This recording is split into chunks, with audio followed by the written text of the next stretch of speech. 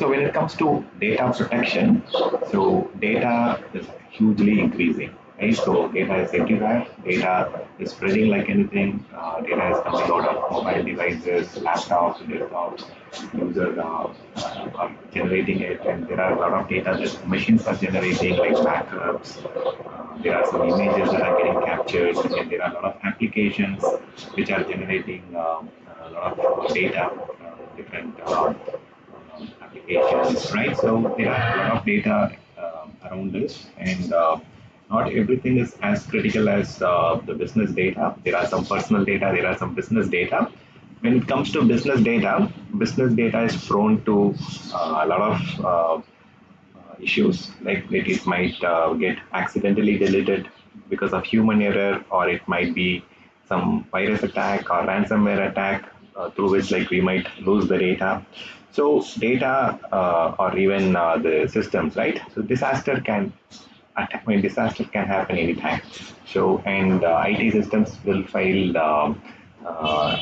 anytime, right? So it can be a server level failure, or it can be a application failure, or it can be an entire data center going down because of natural calamities or natural disaster, right? And there are man-made disasters as well, which might impact your IT systems at any different level, maybe at the server level or OS level or application level. So we have to be prepared in a way that our environment, our applications are safe and secure, right? So in order to get this data protection enabled, in simple words, like we have to have redundant copies of our data. So that's what we do for our personal information, right? So we go and keep multiple copies of our information. We might have one stored in our laptop. Maybe we will have a copy of that in a USB drive or in a thumb drive, or you might keep something in the cloud storage. So that's how you have been maintaining your data, right? Similarly, in the cloud or for the business, they need a reliable, secure, and cost-effective redundant data solution or backup solution. So in order to achieve that, there is a thumb rule that many of the organization follows, like 3-to-1 rule. So 3-to-1 backup rule, which means like at least organizations, if the data is critical and if the data has to be resilient, we have to store the data at least three copies, right? That is number one rule. Second rule, those copies that you are storing should have to be stored in two different medium. It can be directly on the server local disk, and the second copy can be on a USB drive, or third copy can be on a cloud solution, or it can be like a Iron Mountain or some offsite solution. So it has to be stored in multiple different medium. Some people, like the traditional backup happens to the tape library. The tapes are also a good option, but nowadays the complication behind storing the content in the tape, right? So backup technology changes, organization chooses different backup tool over the period, and if your organization has to comply with maybe let's say 8 years or 10 years or 15 years of retention, so we never know whether those tapes which we have taken 5 years, 10 years back will be able to kind of restore. So we have a lot of dependencies and compatibility stuff that we need to think about when we are changing from one product to another product, or when we have to uplink with some kind of retention requirement. So we have to be careful in choosing the backup product, and we need to see whether the catalogs that are currently there in the existing system can be migrated to a new system and all those things. Otherwise, we might have to keep the existing backup solution for the number of years where you have the retention configured in those particular traditional backups. So there are a lot of things that we have to think about when you are talking about on-premises. But in cloud, Microsoft Azure provides you a solution which is backup as a service for all the products and services that you are hosting on Azure Data Center, Azure platform.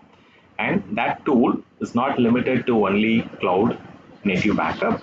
Even you can use the same Azure backup tool to back up the contents that are there on your premises, and it can also take backup of your system state from each of your servers, And even Microsoft, they have been in the market for a very long time, more than 30 years now.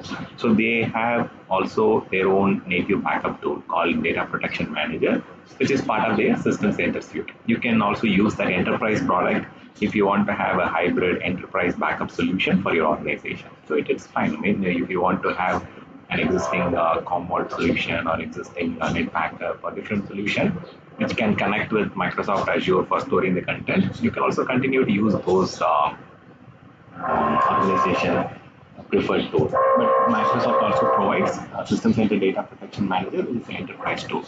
So when it comes to cloud, so this particular 3-to-1 rule, the last rule is nothing but we have to have one copy outside of that particular site, right? Outside of that particular region. If you can store it in a secondary region, or if you can store it in a tape in a secondary location, or even from your on-premises, you can also use storage gateway to continuously replicate the content towards cloud. You can also use data sync or file sync to continuously sync the data towards the cloud, and that is also considered as an offsite option.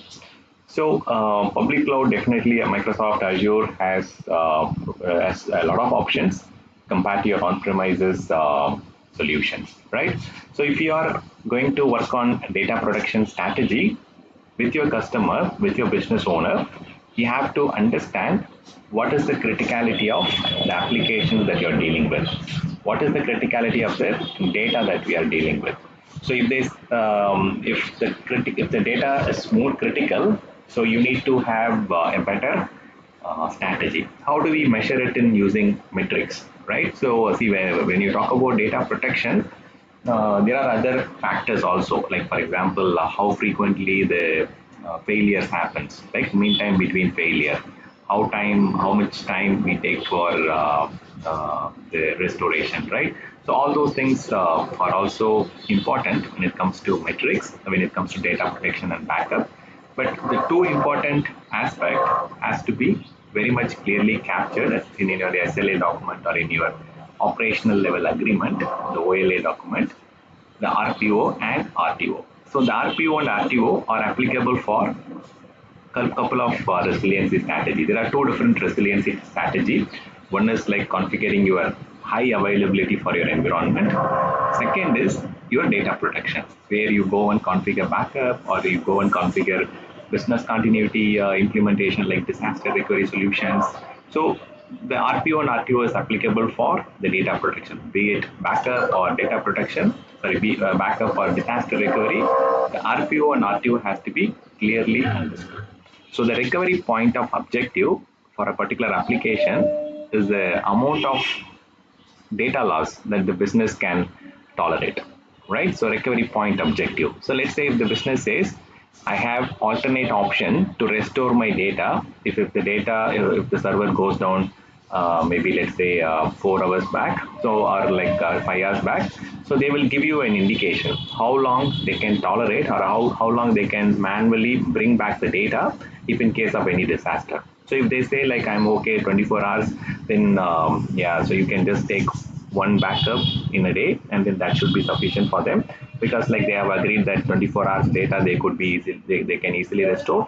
It is mainly for the less critical workload, or the applications where we have alternate options like ledger or any manual data that could be easily restored. But if the business application is very, very critical, and they are asking for very stringent recovery point objective, let's say I can tolerate only 6 hours, or maybe 8 hours, then you need to think about and formulate a strategy based on the RPO. See, let's say if the business says for application 1, the RPO is, let's say, 8 hours, and for the application 2, let's say the RPO is recovery point objective is 4 hours, then you have to create a backup option or a continuous replication option to meet out with this particular customer requirement. For example, in a day, we have 24 hours, right? And if the customer is expecting only data loss for the last 8 hours, like what they are saying is like they can only tolerate the content that has been stored, in the last 8 hours can be restored easily as an alternate option. So you need to take at least 3 times backup in a day. So it is nothing but like 24 hours divided by 8 hours, right? So 3 times backup in a day. So that way, see for example, if we are configuring 3 backups in a day, let's say we are configuring it as um, 6 o'clock, and then let's say, and again 2 o'clock, and then 10 o'clock, right? So if, for example, if my data fails or if the server fails around 9 a.m., right? I have the backup from 6 a.m. and 10 p.m. So there are 2 backups which are very close enough, and only 3 hours of data can be data will not be available from the backup that we have taken. So customers RPO is met here because they are asking for us to us like 8 hours. See, it may not be always 8 hours.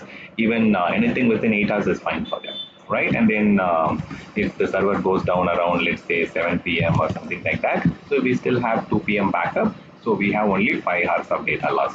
So it is 3 times backup in a day can meet the expectation of the customer. Let's say 4 hours, right? So 4 hours is again 24 hours divided by 4. So we need to have at least 6 times backup in a day, right? 24 divided by 4, right? And then that way we have to configure it. So 6 a.m., 10 a.m., 2 p.m., again 6 p.m., and then 10 p.m., again 2 a.m. So this way we can meet out with the same option. So whenever the server goes down or data gets corrupted or data gets deleted, we can recover from the recent backup, which is like less than 4 hours, right? So we have got a backup running every 4 hours, so we can meet out with that particular RPO requirement.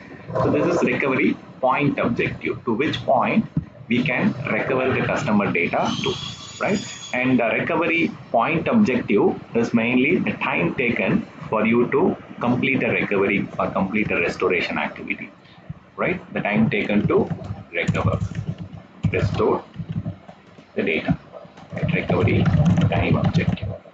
So we need to factor a lot of different options. See, if the customer is looking for immediate restoration or online restore, then DR or business continuity is a better option where you can fail over between one server to another server or one region to another region or one site to another site or on premises to cloud. So you should have a failover option that can act as a very quick recovery time objective, and you can just redirect the users through the DNS, or you can just forward or redirect the users from one region to another region, and so on. So recovery time objective, there are many different solutions that are available. So backup is also one of the options. This is mainly used for less critical workloads, but if the workloads are medium critical, then there are 2 options, like there is a warm standby that can be there. So you will not pay for the entire set of workload on the secondary region. So you will have only, let's say, like you have 5 servers in the primary region. The secondary region might not have the same set of number of servers. Instead, we'll have 1 server or 2 servers running. And if there is a failure on the primary region, there will be auto scaling that will be enabled, and these 2 servers can get increased up to 5 or 6 servers based on the customer workload. So this is like a warm standby. Some organization, they might also want to reduce the cost. For example, here for the application we are running 7 servers, right? Instead they want to have something like pilot light. Pilot light is a solution where they will have let's say 5 servers here, and only the images, the data replication, and maybe when I say data replication, here on the source we might have database cluster, and on the second region we might have single server database, and when there is the issue we can also promote a couple of database on the backend. So we'll have a pilot light, maybe like only the images and data will get stored there, and there will not be readily available servers. So we don't have to spend the equal number of licenses, or we don't have to spend a lot of management, governance, patching. All these efforts will be less in the pilot light. So this is all based on the criticality of the application. If your application is less critical, like let's say priority 4, and then this one is priority 3, and this one is priority 2, and if your application is mission critical, then you have to go for multi-region or multi-site or multi-cloud. So that way you have equal number of servers readily available on both primary and secondary.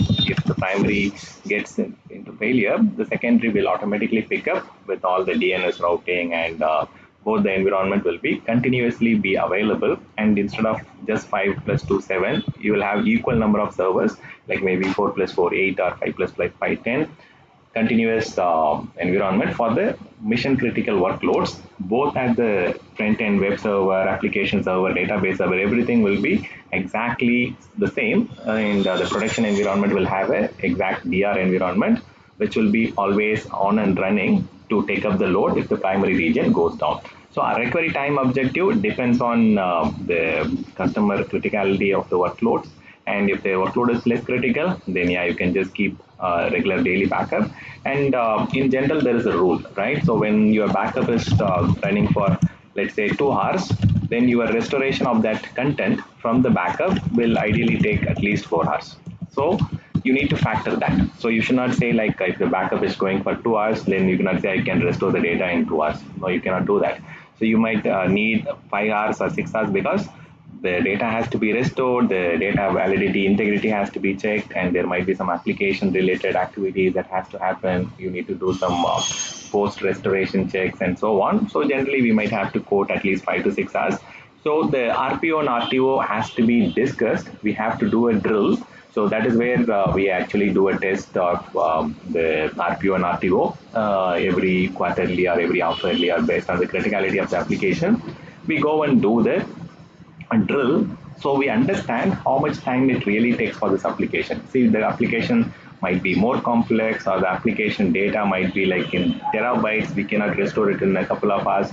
So we need to go and identify the options. We have to go and improvise the way that we are dealing with the RPO and RTO. So each and every application might need to have its own RPO and RTO based on the complexity, criticality of the data, and the solution that we have implemented.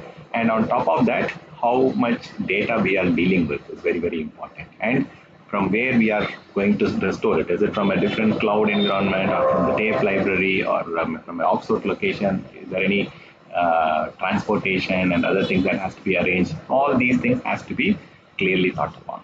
Then comes the retention. So each industry applications have different retention requirement. Some healthcare industries and all will have a very stringent requirement. So financial industry like banking, they will ask for 20 years, 30 years retention of the data. So based on the importance, based on the requirement from the business, you will go and configure the retention for your application, the data and the content. And this is mainly to meet out with their regulatory compliance standard. So some organization might ask for 10 years, 15 years, 20 years. So you need to find out a solution which supports the customer retention requirement.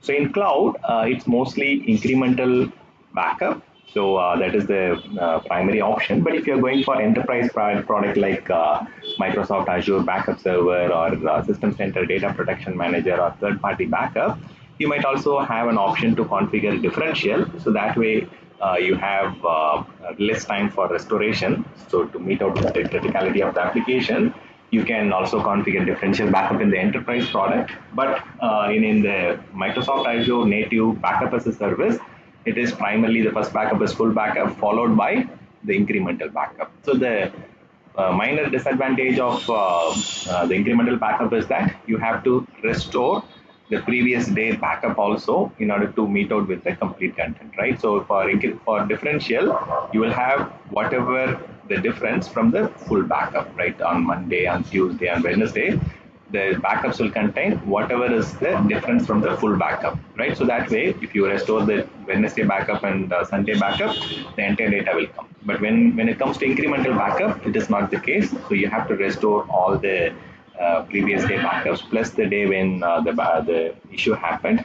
So it will take more time for restoration. But the important thing with Azure Backup as a Service, you don't have to manually go and select which date, which days and all. So you just have to select the point in time, let's say a Wednesday backup, and then automatically it will manage selection of the previous content that is required, and it will restore. So restoration has been much more simplified in Microsoft Azure Backup as a Service.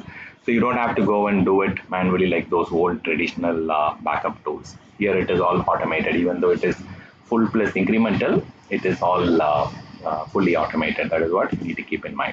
So now coming to Azure Backup. So Azure Backup, you don't have to set up any physical servers, or you don't have to install any server tools or stuff in order to utilize Azure Backup as a service.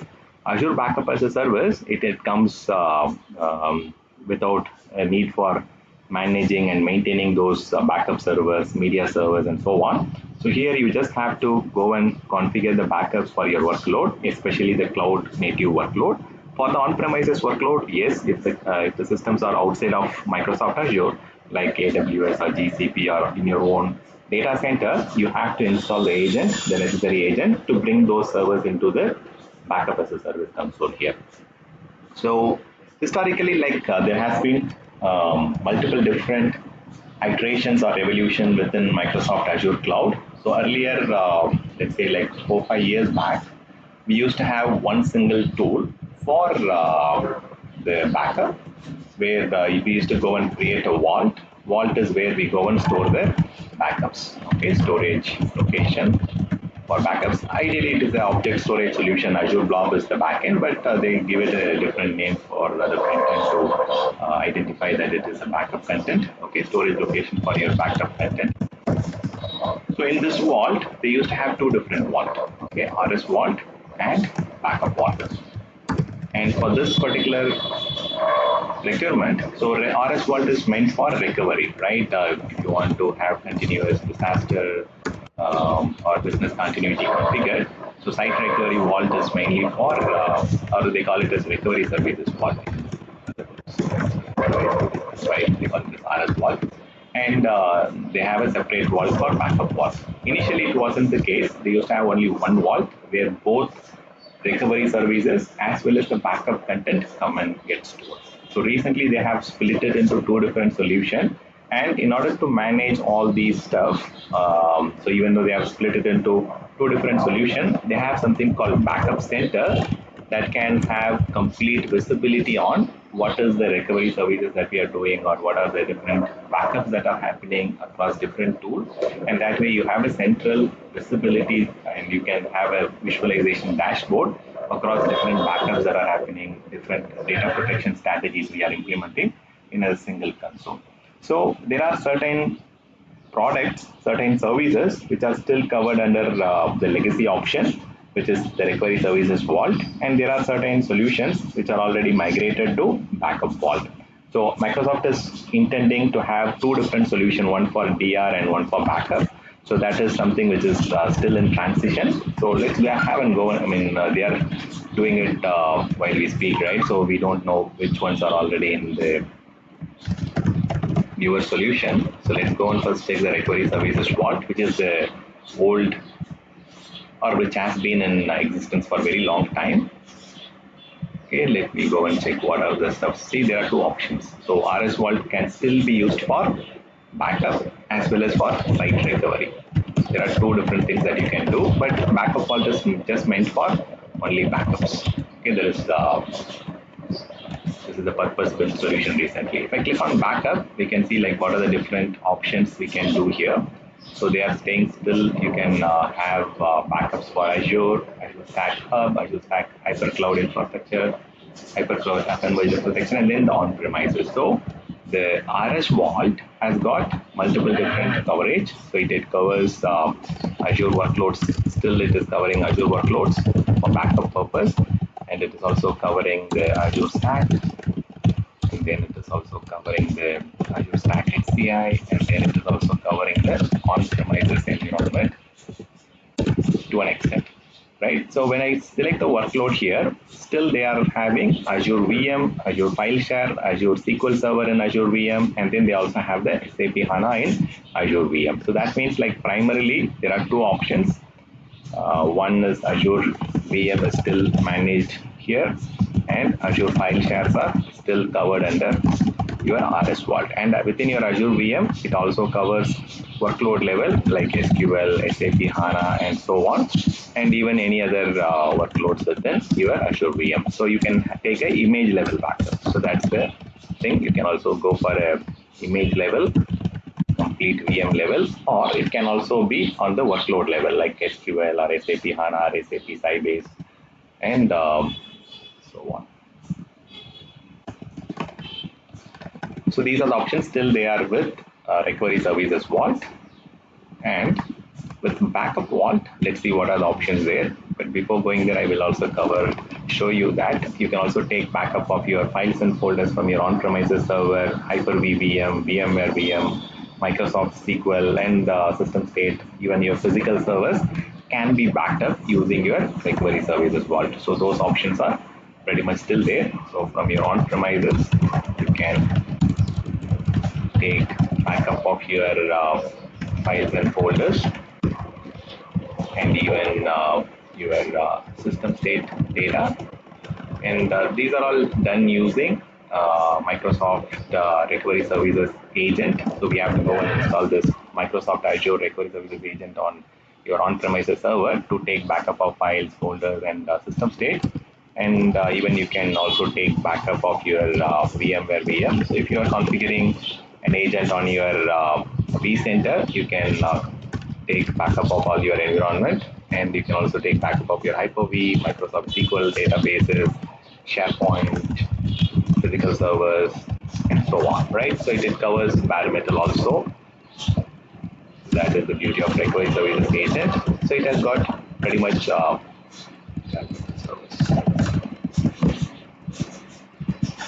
Okay, so coming to the other option, when we talk about the backup vault,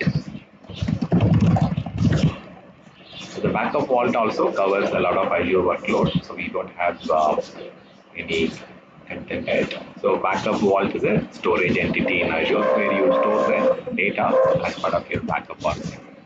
So while you are storing the data, sorry, while you're taking the backup contents are getting stored in a backup vault. So I'll go and create one so that we get to understand. And backup vault 01. Okay, backup storage redundancy.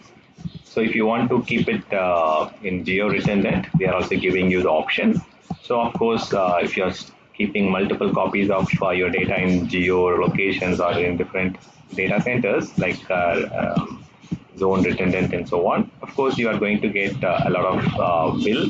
So you have to choose the solution by trading off whether cost is important or availability is important. So based on that, you can go and decide which one to choose, how many copies you need to maintain. So for me, like since it is a demo, I'm just going for LRS, local redundant storage, and they also provide you options to go and configure mutability and soft delete. So if you want to quickly restore, you can also configure it. They also provide you retention option for each of the workload, and also you can configure cross subscription restore. So this option is by default enabled. So that is another very important point where if you want to migrate data from one subscription to another subscription, you can also configure another subscription and then start restoring it if you want to migrate the data, restore the data. And you also have option to go and configure immutability and soft delete. And soft delete also can have a retention policy. So there are a lot of security options that are available. So be it encryption or immutability and maybe like soft delete, like a recycle bin, you can restore the data for the number of days that you are configuring. So if I enable it, it will last like how many days I want to store it. So if you are going beyond 14 days, there will be a lot of cost, and until 14 days, it is free of cost. Okay, that is another important point. So 14 days of soft delete retention is free of cost, and if you're going beyond that, then you have to pay for it. Now coming to the real feature, okay, review and create. Of course, like if I store it for 14 days, it is not going to generate any bill. So that way, if you want to configure the default, that's fine. But I've just removed it for the sake of demo. Okay, let this create, and then I'll show you what are the different workload that are covered here. Of course, I know that there are some workload like let's say Azure disk level backup are definitely covered under backup vault, and Azure blob storage are covered here because the Azure file shares are covered here, right? So here it is covered. So that means Azure file shares are not yet migrated here. Azure disks are there, Azure blob storage is covered, and Azure DB for Postgre, and then similar database backups are covered here. Let's go and check the list of services that are here. So that way I don't want to give some wrong information. So if I click on backup, so I should go and see the list of configurable workload. Yeah, these are the ones. So Azure Disk, Azure Blob, Azure Database for Postgre, Kubernetes, and Azure Database for MySQL. So these are the solutions that you can configure backup using Backup Vault. So Kubernetes workloads, Azure SQL for the MySQL, right? Azure Database for MySQL flexible, Postgre flexible. Yeah, these are the ones, right? Azure SQL for Azure Database. Okay. So yeah, these are the workloads which are still covered under backup vault. And if you want to take backup of these workloads, then you have to come to backup vault. And if you have to take backup of Azure file servers or on-premises VM or VMware virtual machine or Azure VM image level backup, then you have to go to RS Vault. So even though there are two different solutions that are there to configure the backup into a vault, there is one overarching solution called Backup Center, which can give you a visibility on where exactly all these contents are getting backed up and what are the different workloads at a very high level, right? I can also go you and show you that. So if you go to Backup Center, you will have complete visibility on Business Continuity Center. Yeah. So this is where you can just see what is happening on the different backups that are configured. So protectable resources, if you're protecting using recovery vault, or if you're protecting using backup vault, or if you're using RS vault for applications, so all the protected items across different workload, everything will be visible here. So if you go and click on this, it will show you Azure VM, Azure File Share, Azure Disk, Azure Blob. So any solution that you use is immaterial. So either you use recovery services vault or either you are using backup vault. So this business continuity center, which is backup center, can help you to view and check what are the different workloads that are protected and which are the workloads that are not protected. So that way you can go and configure from one single console. So governance, reporting, management can be done at the backup center, but for the administration team to go and configure the backups and replication or recovery, they have to go to RS Vault and Backup Vault, and then they have to configure the specific workload. So Azure Backup is a very comprehensive solution. So as a solution architect, you might have to go and understand a little more from the customers around what kind of RPO, RTO they have, and then what is the application meantime between recoveries or meantime between failures, and what is the meantime between MTTR, restores. So historically, they might have some data, right? They might be using some other tools. You can also get the data like how frequently the applications have went into the failure based on the ITSM report. Maybe they might have created a frequent problem ticket and so on. So all these data, when you're transitioning from a different vendor or when you're going and configuring on a particular application workload, you need to understand how stable is the application. And based on that, you can help them configure the right level of RPO and RTO. And also, based on the RPO and RTO, the frequency of backup will be decided here. Plus, you will also get the retention period configured for the respective workload. And you can also go and configure what is the off business hours or the maintenance window which we can use for the schedule, right? So there might be some workload which are short-term retention, some might be long-term retention, and we need to understand what is the business off business hours for a particular application. Some application might have some pre-configured maintenance window. We can go and configure the backups during those intervals so that we can eliminate the load on the applications during the business hours. So frequency, right? So daily or hourly or whatever frequency you want to have. Daily, weekly. So some backups might have to be configured weekly basis, monthly basis, yearly basis. So you have to have the retention. So that way you can also configure it. So any questions so far? So as I told you, like the redundancy is also configurable. You can go and configure LRS or ZRS or GRS. So that way you get a lot of durability and availability for your application or data workload. So I'll show you quick some demos. So that way you understand how to configure backups for your Azure blobs, Azure file shares, Azure VM, and also file and folder level backup. So there are many different workloads and options that you can explore by going into the console. As an administrator, you need hands-on skills, right? But as an architect, you need to understand a lot of different policies in order to configure the backup policies. You need to understand the retention frequency, the RPO, RTO, so that you can configure the backup policy for each and every workload. Okay, coming to the console here. So they have, yeah, multiple storage options are available like RS Vault and Backup Vault. You have unlimited data transfer. You have data encryption by default, where you can just go and configure either storage service encryption or even the backup vault level encryption. There is also a vault lock that is available, which you can configure to avoid any deletion or accidental modification. I mean, you cannot modify the vault because it is immutable, but any accidental deletion or something can be avoided.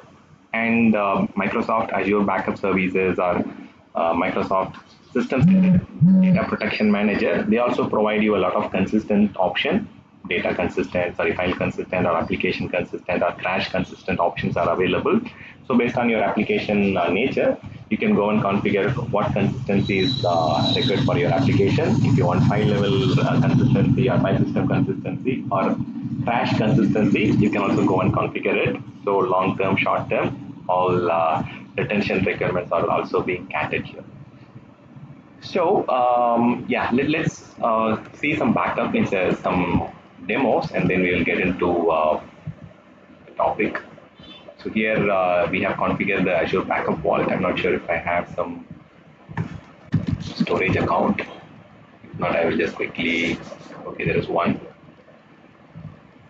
Okay, so let me go and check what are the content that are there.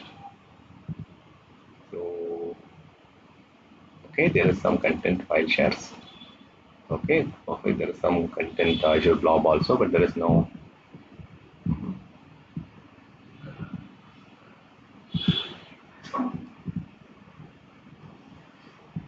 Okay, I don't know. Maybe I will just create a separate account. Maybe that was created for some permissions and stuff, and then it did not get cleaned up. I will just go and create one more. I'll call it as storage account 0022, something like that. And then standard should be fine, and then low LRS should be fine, and yeah, I can choose the primary. This is not mandatory, okay, and I can just avoid. Um, okay, I can avoid the soft delete option for now. I don't want to store the data for soft delete. Let me review and create it. And here itself, there should be some options where this is also protection options, right? If you want to take snapshots, point in time backup, and if you want to store the data in recycle bin for some X number of days, so they give you options to have a recycle bin for your Azure blobs, Azure containers, Azure file share. So these are also recovery options, right? So you can also use these options as well in case you want to use it. Fine, let me review and create. Let this get created.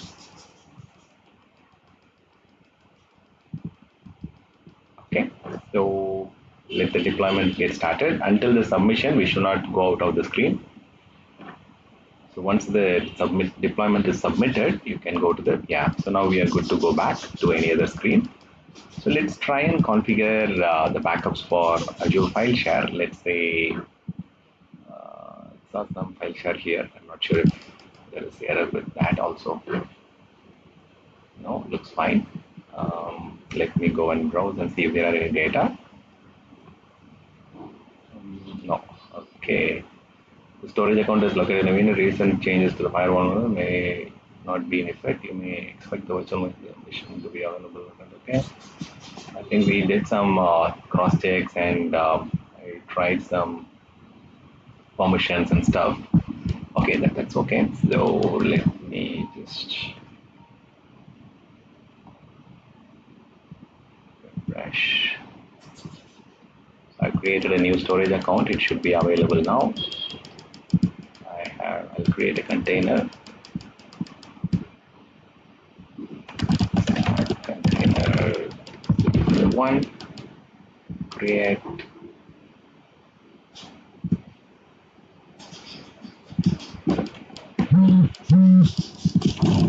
File 001.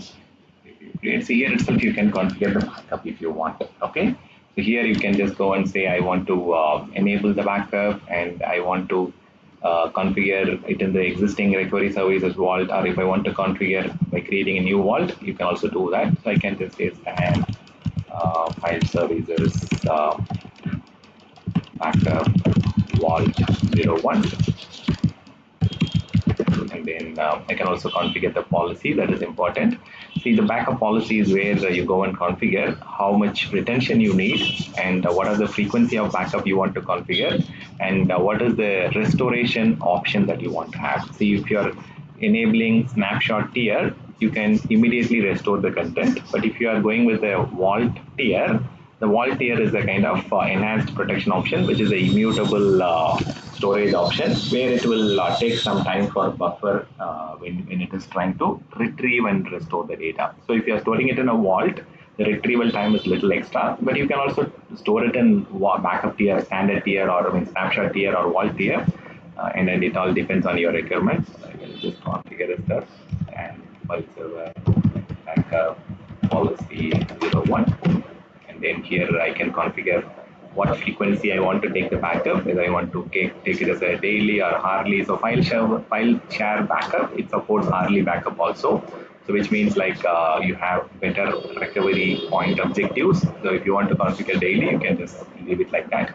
But you have option to go and configure hourly backup as well. And for this daily backup, what is the retention you want to keep? Like there is a minimum time. See, for example, say 1 day, is accepting it. Okay, so maybe let's say I'm storing it for 1,000 days. Let's say 10,000. Let's see if it is accepting or it will not. Right? See, the minimum is 1, and the maximum retention for your daily backups is only 200 days. Right? So I can configure it maximum of 200 days. But for your weekly backup, monthly backup, and yearly backup, you can configure more retention. See, let's say I'm taking a yearly backup and I can go and store it for 10 years or let's say 20 years.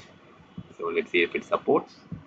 Yeah, it's only supporting maximum of 10 years of retention if your data is stored in Azure File Share. So this is what you need to be aware of as an Azure architect. But for an administrator, they just have to know how to back up, how to restore. They don't have to worry about the policies and stuff, which will be taken care by the pre-sales or the solutioning team, who will understand each and every application's criticality, and they will go and configure or they will give us the documentation on what are the frequency of backup that we need to have and what is the retention policy that we need to configure. So here I'm just taking a daily backup. This is a demo, and I'm not configuring weekly or monthly or yearly backup. So that is going to be not required in our case. So I'm creating a new vault, and this is available when you are creating a file share itself. Okay, so that is another thing. So you can either go to the recovery services vault and then create it there, or you can also do it here only. Let me check which account I'm logged in. I'm logged in with my primary account only. Let me check.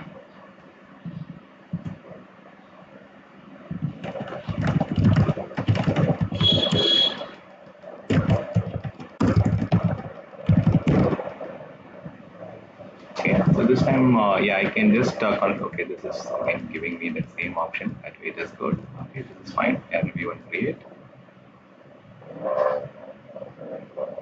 Okay. Not sure if there is a connectivity issue from my side, or there is some at times I'm getting errors, but it is also giving me the option. There is some intermittent warning. Okay. Fine. Now I have just created a file share and I've also configured the backups for that particular file share with daily backup happening at a particular time and keep it for 1 day.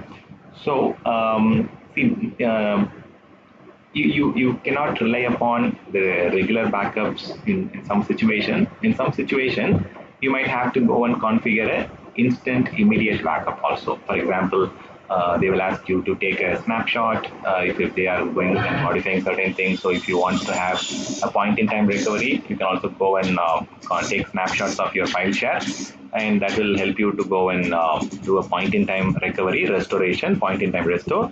But if you want to go and take a instant file share backup, that is also something you can also do it. I'll show you how to configure a instant file share backup, and you also have an option to go and lock the account if in case you want to avoid any accidental deletion of this storage account. So that option is also given here.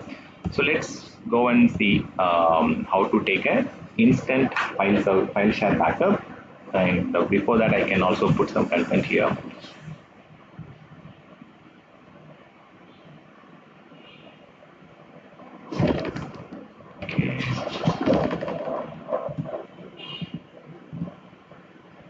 Let me just copy some content to the file share here. Then we also take some content as a backup, so which is some dummy data. Let me just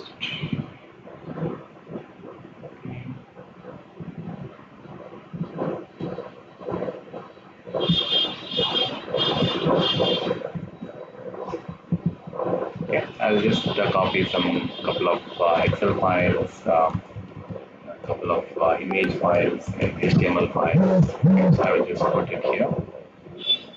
I can put that text file as well.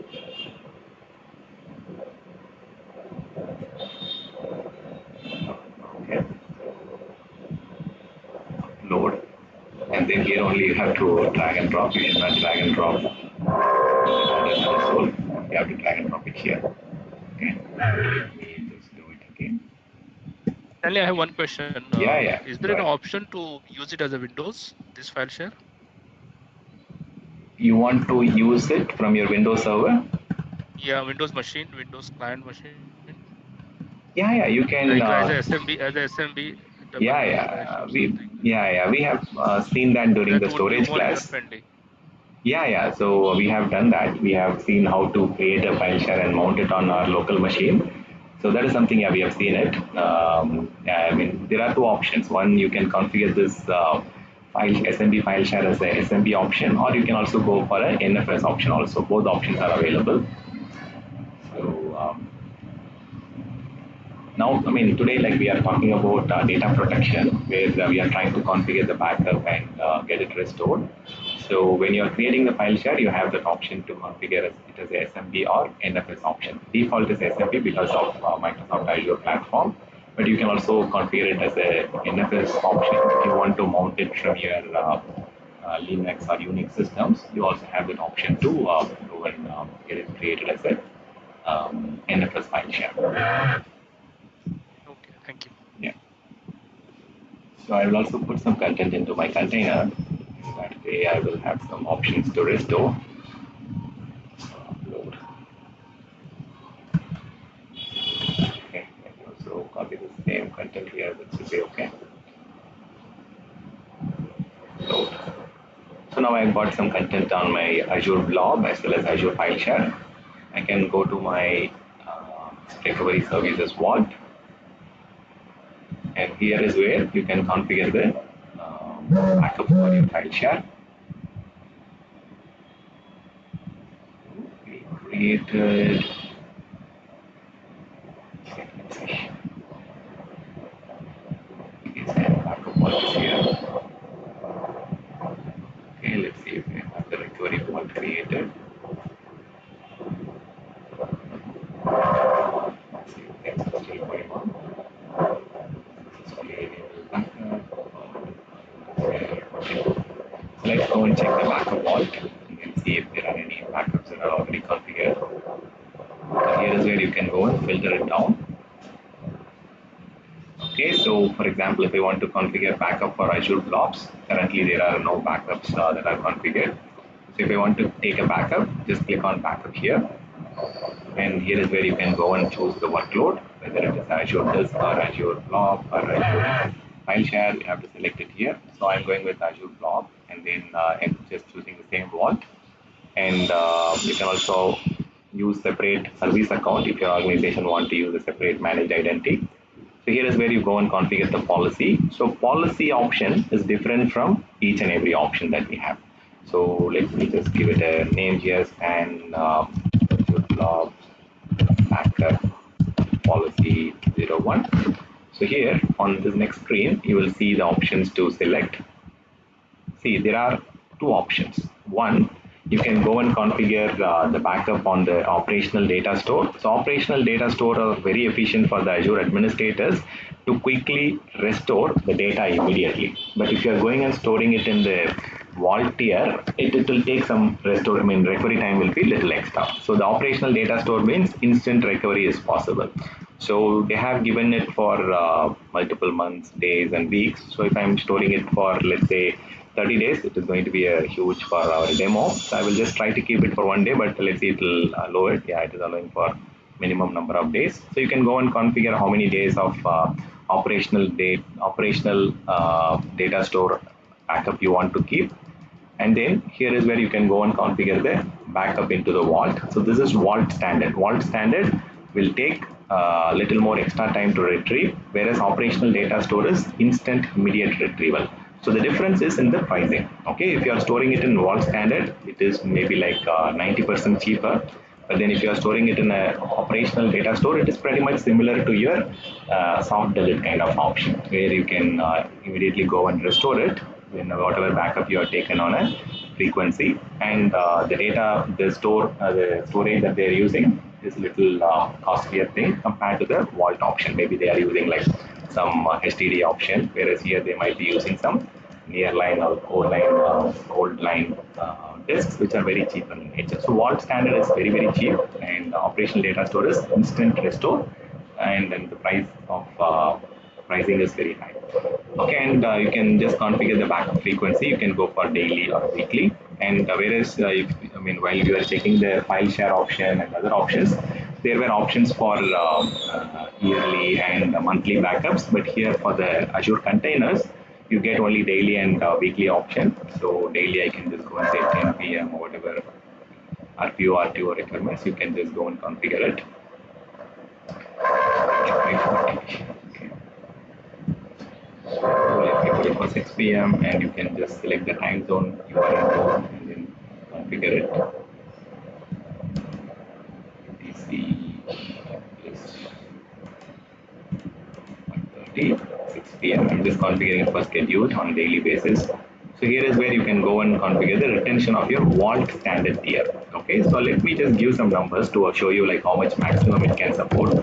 So I'm just saying 999, but it says only 10 years. So on your vault standard tier for your Azure containers, Azure container content, you can have up to 10 years of retention, right? So that's what they're saying, 3,650, and minimum you have to store at least 7 days. So even 1 day or 2 days is not possible in the vault tier, but in your operational tier, it supports minimum of 1 day. But in your vault tier is your long-term backup location, where it is very cheaper in cost, and that's where we generally store the backup content in a long-term requirement. But short-term requirement, you can use the operational data store, where you can quickly, instantly restore the data from your operational tier. So now I'm just keeping it for 7 days, which is the minimum. And see, if you really need the vaulted solution, you can just go for it, or else you can just uncheck that. So there are two options: instant restoration option is there, and long-term backup option is there. So this is short-term and this is long-term. And if you really need the vaulted backup, you go for it. So this is something you need to be having an understanding. But again, this is again for the architects to be clear about the different options we have. But as an administrator also, we can also go and quickly check whether the data is going and stored in operational tier or vault tier.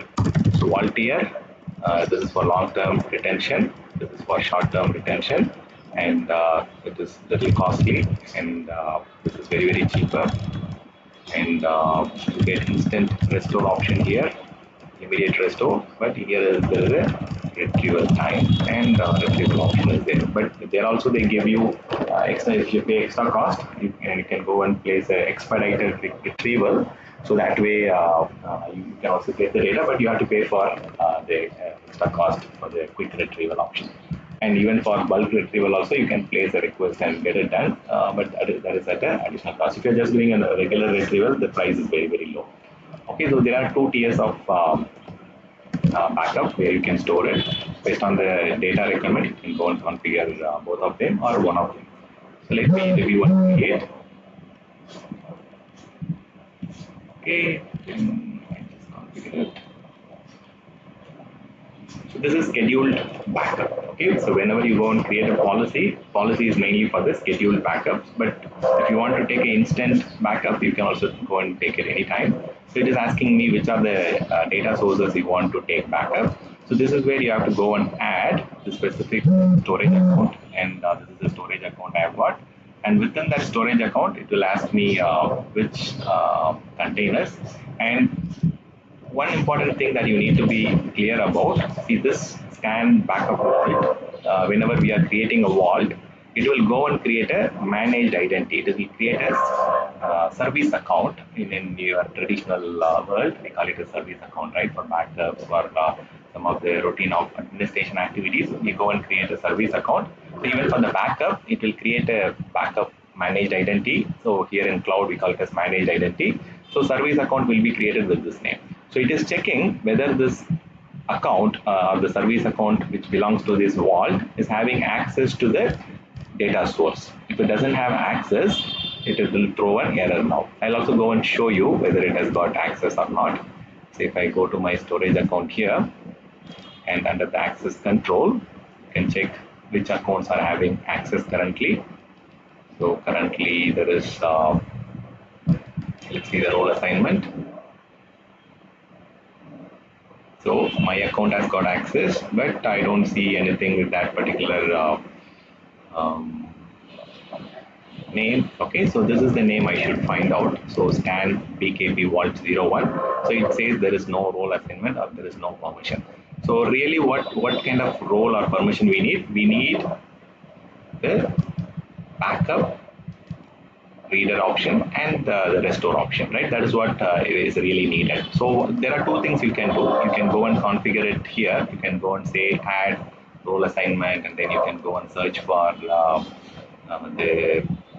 name, and then I can just go give it like backup. Okay, so I can just say backup operator, and then here is where I can go and search for that. Okay, so here I can just search and BKB vault. So this is the service account. So I can go and manually do it, or else there is one more option. I can just select it and then assign the missing roles here. So that way it will go and assign the role which is only relevant for the activity. So you don't have to give anything extra or anything less. So it is going to take the role based access, and then it is much better practice to use this option instead of giving it more than what it is needed. So this will go and enable only the permission that is needed to take the backup and restore it onto the storage account. Okay, let's wait for that missing role to get assigned. So you can also go and check it here again. I will also show you where exactly you can check the permission. So check access,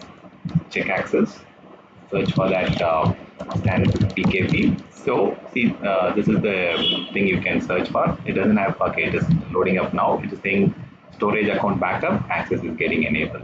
So storage account backup contributor access, it has enabled, right? So now it has enabled, and after 30 seconds it will revalidate whether the permissions are there. Okay, so earlier you did not see this thing, so I can also show you that under the role assignment. You can also see it here.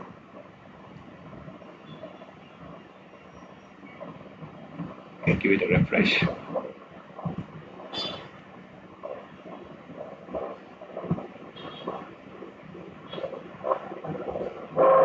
Yeah, so here it is, right? Storage account backup contributor. So this is the permission that it has assigned at this resource level only. So it has been assigned through that. We did not assign it manually.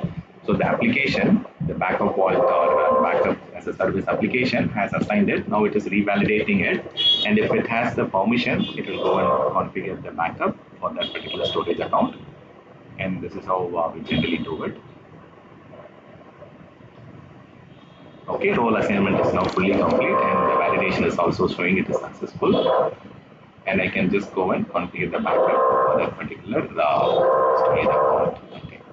So let me go one step back, and then yeah, I think this is fine. You can also add as many number of containers at one time, but I'm just going to do it for that particular storage account. So once it is done, it will show me the list of protected workload. If you go to here, and if you go to the backup instances, here is where you will find out which are the workloads that are backed up. So at times you will have to go and filter it here. Okay, so you have to go and say whether I want to view the Azure blobs or Azure disks, or what exactly you want to see is something. You can just go and configure it here. Okay, so deployment is succeeded. Now after a refresh, you should start seeing the workload in some time here. And you can also see the backup policy that we have created. And we have created it for, again, Azure blob. So you have to filter it, then only you will see it. So this is what the policy that we have created. And once the first backup is triggered, you can also see like it is configuring the protection now. And it will also go and take the backup based on the mentioned schedule, and it will be available here. So now if you want to do an instant backup, you can also do that. Let it configure the protection, and after which, if you click on this, you will also have an option called backup now. So as an administrator, sometimes the team will ask us to go and take a backup immediately because they want to do some modifications, or if they are making some changes to the environment, they will ask us to take a backup before the activity. Before the activity, if you have to take the application container related backup, you can also come and take a backup instantly. This is instant backup. Instant backup, you can take it anytime. So only the scheduled backup has got limitation on the number of daily, weekly, or monthly backups that we have to configure. But instant backup, you can come and configure it here. If you just say backup now, it will go and take a backup immediately. But don't, see, there is a kind of protection that is going on. So wait until it is done now. So just give it a minute. And also it says like only the operational tier is available. Only the operational tier is available. It doesn't have the vault tier that we have configured. So if we have not configured the vault tier, you cannot go and take a vault tier backup. But the instant tier backup can be automatically configured. So if I want to change it, I can just go to the policy here, and within the policy, have the option to go and configure it again. So go and view the details.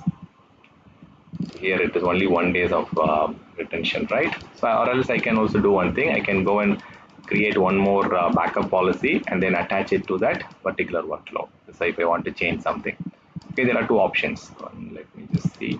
Okay, so here there is only view and delete. You can just create and attach one more policy if you want to have an operational tier as well as vault tier backup. So let this, anyways, 6 o'clock the backup will happen. So we will wait for that and then see what happens for that. And if you want to create a backup for your disk, I'm not sure whether we have got some disks in my account. Yeah, there is one VM disk. So I will show you how to take a backup of this disk. Okay, go to the same backup vault. The procedure is the same, okay, but the policy will differ based on the workload. See, let's say for file share, it was different from Azure blob, right? Now for the Azure disks, again, the policy will be different, and the frequency that you are taking backup will also be different. So this is mainly to take disk level snapshots and store it in backup vault. Okay, and this is going to be a agentless backup because we are taking it at the storage level itself. It is not going to add anything or any overhead on your VM. It is not going to get inside your operating system. This is at the Azure storage level. So at the data center level, it is only happening at the storage to storage. So there is no overhead or there is no overload on your operating system. So this is the agentless backup and happening at the storage level, which is much more efficient. If you want to take disk level, you can just configure it, and I can go and create a new policy. And I can just say scan disk backup policy 01. Yeah, you can go and configure hourly or a daily backup. So you have every 1 hour or every 12 hours. So based on the disk backup requirement, you can go and configure it. Again, it all depends on how frequently the data gets changed on your system. So based on the changes frequency, you can go and configure the backup. If you want to do it every 1 hour or every 2 hours, it's fine, you can do it. So maybe I will go and create a schedule. And if you want to have an operational tier, you can also go and have an operation tier. So there are multiple retentions that you can configure. So if you just want to have backups, certain backups taken every day for, and then get it stored for a few weeks, you can also configure that retention. So there are many retention policies you can assign. Okay, so for daily and weekly and a different backup tier, you can go and configure how many number of days you want to have it. Now I'm just having the daily backup and I want to store it for 7 days. Let's see if I can reduce it. I don't think it supports 1 day also, that's fine. And maximum 18 only. So you need to understand, right? So disk backup, it supports only maximum 18 days, and for file share it was only 200, and for your container it was 10 years, 3650. So you can just go and configure one. For me, like, this is sufficient for now, and it is going to take backup every 1 hour if you want to do it, or else if I just want to take only one backup at a particular point in time, that is also fine. For our demo, I will go for 6 p.m. and at 6 p.m. you will get this. And one important thing you need to be aware of, this is a backup as a service. So which means the backup orchestrator is being shared across multiple different customers. So if you say 6 p.m., it is not it is not guaranteed that it will start at 6 p.m. It might start at 6:03 or 6:05 or 6:10 also, because if the backup orchestrator is too busy at that time, then your backup workload will be in the queue and it will get eventually backed up based on the orchestrator's busy schedule, right? But if you have a dedicated backup server and if you have an enterprise tool, so you get the advantage to take the backup at the exact time that you want to start. Like if you're configured 6 p.m., there is no other customer using it, right? Because it is a dedicated backup server for your customer workload. So it will eventually start at the same time, maybe 1 or 2 minutes delay. But here there are chances it might get delayed by 5 minutes or 10 minutes at times. But I've never seen too much of delay. Maybe like there is a 3 to 5 minutes maximum delay that you can expect, because this is Azure backup as a service shared by multiple different customers. Okay, now I can just go and check the permission. You can also validate it or else assign the roles. Before that, I will just go and verify it. Okay, so of course it will not have the permissions by default. I will assign the role for that particular disk to be backup. It's the same exact procedure, okay? Either container or file share or disk or any workload, the procedure that we have to follow is exactly the same. Okay, so hopefully we can trigger this in the next 1 or 2 minutes, so that way the disk backup and the container backup will start at 6 p.m. and we will be able to see the restoration options as well. Okay, let's get triggered. And I will also show you how to take backup. Okay, it is going to start in 60 seconds. Let it complete. So I will log into one of my server here and I will show you how to take an agent-based backup. An agent-based backup is only for the systems that are on the premises and outside of Azure platform. Okay, so on the if your virtual machine is on Azure platform, you have VM level or image level backup that you can configure without even installing the agent. And if your system is outside of Azure, then I'm going to show you the step-by-step procedure on what you have to follow now. Okay, and that is the demo that I'm going to show now.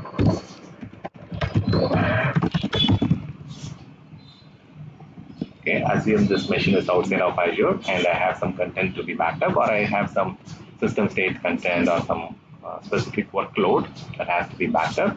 You can just go and show you how to do it.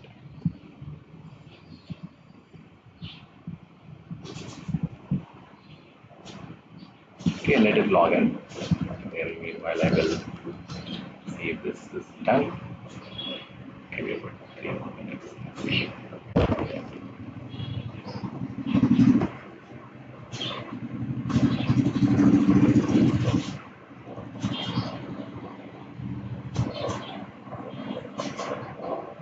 Okay,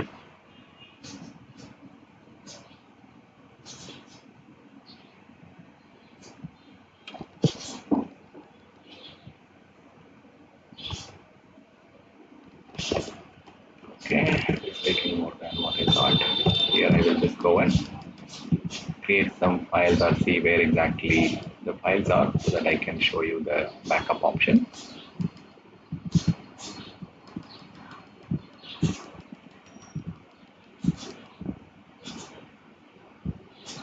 Okay, from this PC, I can create some folders that I want to take backup.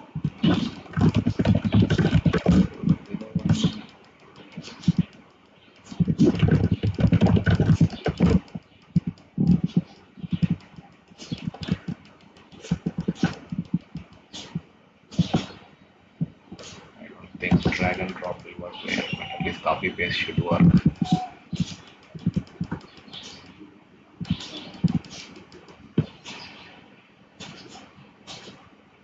Okay, fine. I've got some folders and files which I can take backup from my local machine. Okay, so this readiness is also now available. Okay, what is the error they are talking about? Okay, this validation is all done. Okay. Sometimes you might have to scroll through the bottom to check it. Please fix your computers, vault, local attendant, system identity, Monday, 6 p.m. India time. I think we are running short of the first backup time. Okay, let me try to tweak it and then see if it works.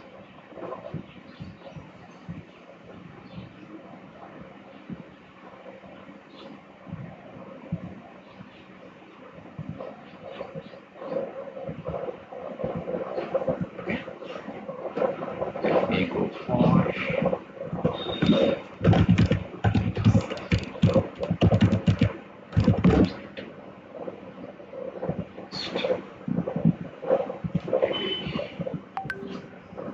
this is the limitation. Okay, we can go by only 30 minutes interval.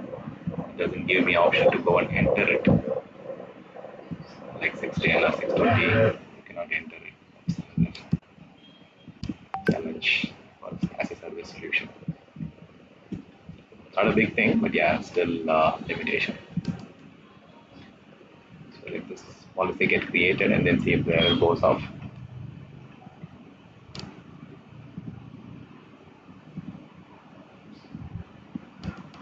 Please fix the error. Where exactly is the error? No link, nothing. Sources. This is fine. Backup readiness is fine. Crystal code is fine. We validate it again and see if there is error there. Nothing.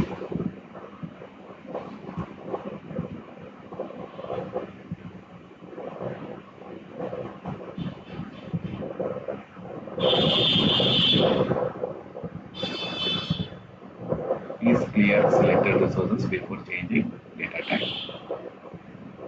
This is the vault. Your disk is fine. System identity is also fine. No error. Please ensure the prerequisites are met. Okay.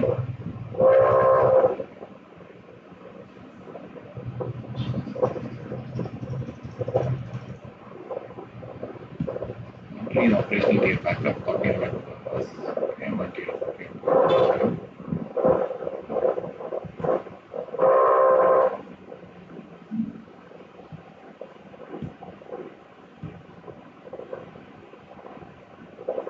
Okay, it says we have got a higher tier disk. Maybe we need to configure every class. Okay, backup readiness check is fine. Interesting. I don't know where exactly the design is coming from.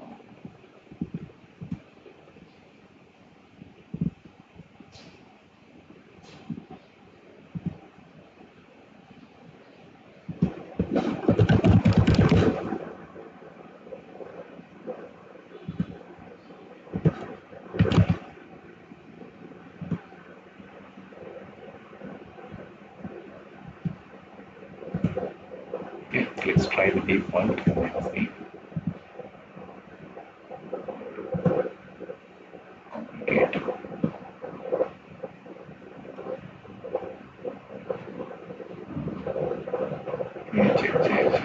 Check. Next. Interesting. Let me check and go out and then refresh.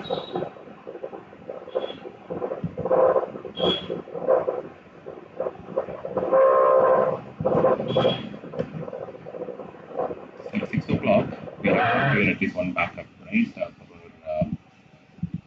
For our blobs. Let's see if that is working.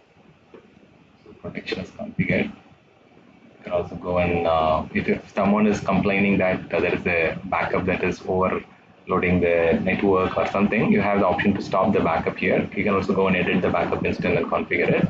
You can also go and view the resource and see like what are the activity that is going on. So here for each resource that you have configured. So there is a role assignment and all those things that has happened recently for the backup to configure. Right, it has clearly shown that. Let's go and check what has happened.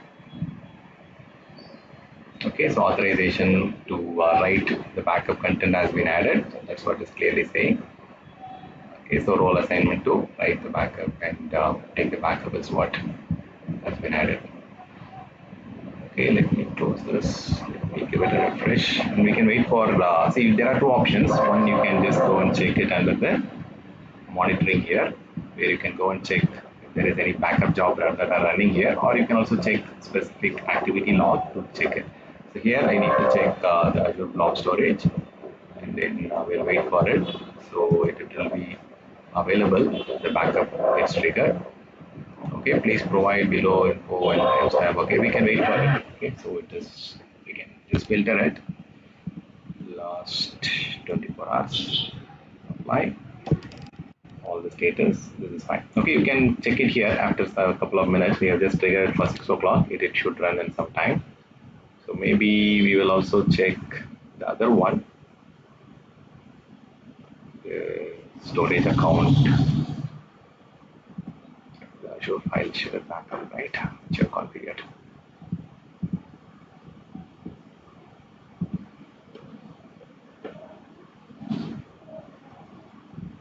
Okay, Azure VM also you can configure it if you want to. Yeah, let's do one thing. Okay, I will show you the on-premises option and then I will show you the Azure VM option. So here is where you have to go and choose the option. See, the backup goal will change based on the workload selection. So there are many different offerings from within Azure platform which you need to be clearly aware of. So when you're going and selecting, let's say I want to just take backup of files, folders or system state. Okay, it is going to tell me that this can be achieved using Microsoft Azure Recovery Services agent-based backup. Okay, Microsoft Azure Recovery Services agent-based backup. Okay, whereas if I go for something like Microsoft SQL database on on-prem or SharePoint or physical server or VM like VMware or Hyper-V, something like that. So it is going to tell me like Mars is not sufficient enough. So we might have to go for Microsoft Azure backup server. We have to deploy a separate server on Azure platform and using that Microsoft Azure backup server or SCDPM, and you have to take the backup. See, Microsoft Azure backup server, again, it is cloud hosted backup solution. You can have the solution on the Azure platform, or else even you can have this enterprise product SCDPM also on the cloud. See, the server can be, this SCDPM can be anywhere. It can be on a physical server or VMware VM or cloud VM, but then the MAPS solution is meant for cloud-based, cloud-hosted solution where you can install this Azure backup server, and it is mainly intended for Azure-specific workloads, and you can also use it for your on-premises. Let me show you some examples. If I go and save files, folders, or system state, the prepare infrastructure screen will show me that you can go and download the agent for your Windows server or Windows client, and there are some limitations here. Okay, so Mars agent, it is supporting only the Windows specific servers and client on your premises. So what if I want to take Linux backup? That is where the System Center Data Protection Manager or Azure backup server, those workloads will come into play. So here it is clearly giving me that download the agent for Windows Server or Windows Client. So what if I go and select something like Microsoft Exchange Server or bare metal or VMware VM, it will give me a complete different option here. So it is saying install the Microsoft Azure backup server. Only that particular technology will support the backup for your Exchange mailboxes, SharePoint servers, SQL database, and so on. So if you want to configure bare metal backup or Exchange server or VMware VM and all those things, then you have to go for Microsoft Azure backup server, or you can also go for System Center Data Protection Manager, which is a alternate tool. So that option is always here on the top.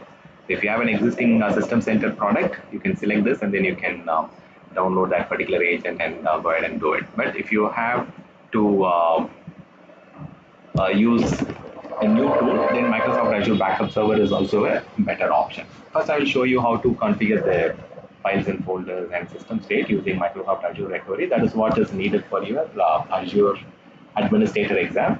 Okay, so you can just click on this prepare infrastructure. It is going to give me the download agent option. I can copy the link and then I can just go inside that server, which I have which I'm using for the demo. Go to the browser, download that agent. This is the new server. You can also use it on the Windows client as well. So it supports both Windows Server and Windows client, but it doesn't support Linux. For Linux, you need to go for the Linux, you have to go for Microsoft Azure Backup Server or SCTPM. So the agent is getting downloaded. This is the Microsoft Azure Recovery Services agent installer file. I can start the installation. And let me also check if the ports are open. Sometimes like 443 might be blocked, so you can also disable the firewall if in case to want to. If you want to allow 443, you can allow it. It generally uses the port 443 for copying over the data through the TLS. For the agent installation, you need specific capacity.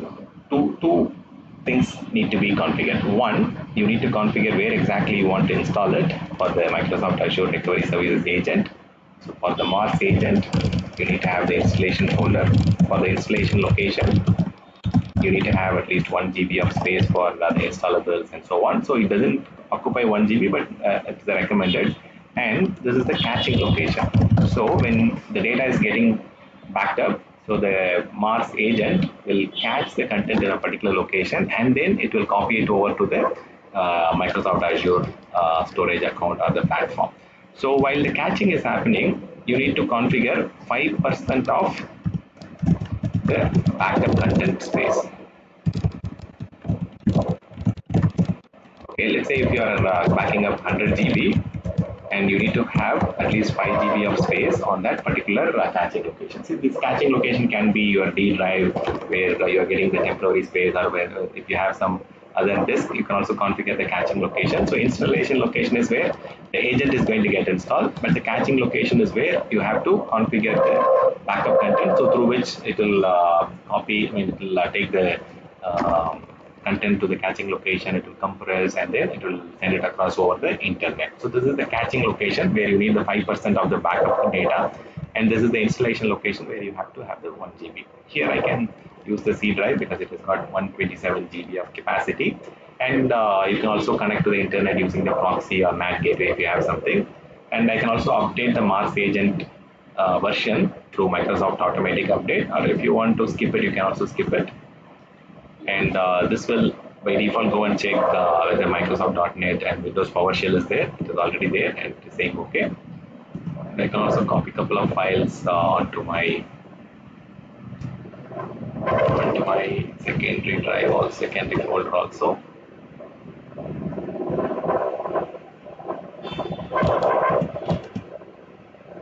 Fine. So I got a couple of folders which I can show you as a backup option.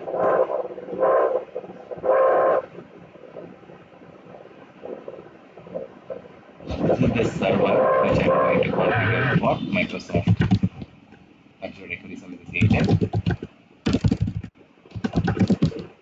stand in VM1, VM1. Okay. So proceed to registration. So while registering, it will ask for the vault credential. Where I can get that? So I have to go here, and this is the second step. I have already downloaded the agent. Now I want to register my systems. So in order to do that, it will give me the vault credential. Okay, so this will be available for 10 days to use. Okay, and if you want to have one more, you can go and create one more vault credential that you can use within the next 10 days. Okay, so I can just download it, and once the download is there, I can just copy it to that particular server. So this is the kind of file or a key that can help you to register the systems that you want to copy it over. I can just put it here. Okay, I can just select whatever I have it on the desktop, the vault credential, and it is going to register that credential to the vault. It is saying this is the vault which is going to get registered towards. So this is the vault name, Stan RS Vault 01. That is the name it is giving, and it is also giving me the region and all those things. And the vault credential, you have to use it before the 10 days. And this is the passphrase to encrypt and decrypt your data. Okay, and see, generally they will ask for 16 characters. You can type 16 character passphrase, or else you can also generate the passphrase, and you can also store it in Azure Key Vault, or else you can also keep it in another server in on premises if you don't want to keep it in Azure Key Vault, and you should not keep it on the same server. Okay, so if you are doing that, then it is like locking your door and keeping the key inside your home. Okay, so I'm just going to keep it in the temporary drive just for this particular demo. Okay, but in reality, you should not keep it on the same server. You should keep it in somewhere on the network, or you can keep it on any crossword storage solution, or even on Azure Key Vault in Microsoft Azure platform. So I'm storing the registering the server. So once the server is registered, you can go and find out here under the vault. I will go to the settings, sorry, not settings, protector items. Here is where I can find out which are the servers that are getting registered here. See, there is one server which is showing as Microsoft Azure Backup Agent, and there are two file shares which are already protected here. So if I click on this, it will show me that there is a web stand web VM1. This is not the one. Okay, so there is one more server which will come into the listing here. I'm going to register that. First, it will register the server. Then I have to configure which folders to backup. So this stan win VM 0011 will also be visible here in some time. So before, if you have not configured the backup items yet, you can also see one more location, the backup infrastructure here. If you go here, it will also show me which are the content that are there. So Azure Backup Agent, here at least I will see that server names. See, stan win VM 0011 has been just added. Stan win VM 0011. So password phrase is there on in your D drive. Okay, and you can also copy that text so that if in case of any issue of that server, I can also use this key for restoring. Okay, it is showing me the location of the file. That's fine. Let me just launch it. So this will launch the agent. And if you are working with Microsoft Windows operating system for a long time, you might have seen a similar window, right? Windows Server Backup in your local Windows Server. You have a backup tool, like it used to be NT Backup during Windows 2003 or older time. So there is an option called Windows Server Backup, and this, after you install the agent, this Windows Server Backup will also have the option to have the Microsoft Azure Backup. So it is an extended version of your native Windows Server Backup. So you'll also get a shortcut on your desktop. And here is where you can go and schedule the backup. Okay, and when you go and schedule the backup, it will ask us what is the content that you want to take backup and all those things. So it will also give you option to take the system state backup. System state is your Active Directory, registry, those system state, right, sysvol and so on. If you want to take system state backup, you can also do it using the Microsoft Azure Recovery Agent. I'm going to select the folders and files which I want to take backup. So I have got a couple of folders. I will just select these two. And within that, if I want to do some exclusion, let's say, oh, I don't want to take the PS1 file, and yeah, let's say I want to exclude the PS1 file, I can also go and select the exclusion. I can just say anything or let's say this file. Okay, I can also go and add the exclusions. Okay, so let me just click on next, and then I can schedule the backup on a daily basis or a weekly basis. The RPO and RTO is less here. See, for example, if customer is asking for 4 backups in a day, that is not feasible here. So maximum you can have only 3 backups in a day using the Mars agent. So which means maximum of 8 hours, or like the best option of 8 hours is what you can get. Okay, 8 hours RPO is possible because like you can configure 3 times backup in a 24 hours a day. So every 8 hours you can have backup. So that is the best possible RPO. If the customer is expecting only 12 hours or 24 hours RPO, you can just configure only 1 backup in a day. But if you want more frequent backups, you can just go and do this. So this is on the local time zone on that server. So be aware of that. It is not on the Azure console. If you are doing it in the Azure console, it will give me the option to go and choose the time zone. But if you are doing it on the local server, you have to provide the Eastern time zone here. Okay, let me just go with something 6 p.m. and then maybe like 12:50 if it is available, or 11 p.m. is 12:48, right? 1:48 p.m.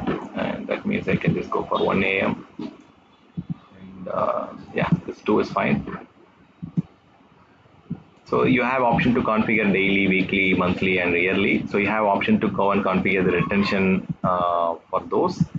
See, the retention, it supports maximum of 9,999. Okay, like just giving some higher numbers to see what is the maximum it supports. If I click on next screen, it will automatically change to the maximum. See, maximum is 9,999 recovery point, and minimum is I think 7 days. Let's say I'll just say 1 day and click on enter. Here it might seem like it is accepting, but if I go to the next screen, it will auto change. See, it has auto changed to 7 days. Minimum is 7 days, maximum is 9,999 recovery points you can have for your daily backup. Similarly, for your yearly backup, you can have up to, let's say, 30 hours, 30 years or something. Let's say it supports.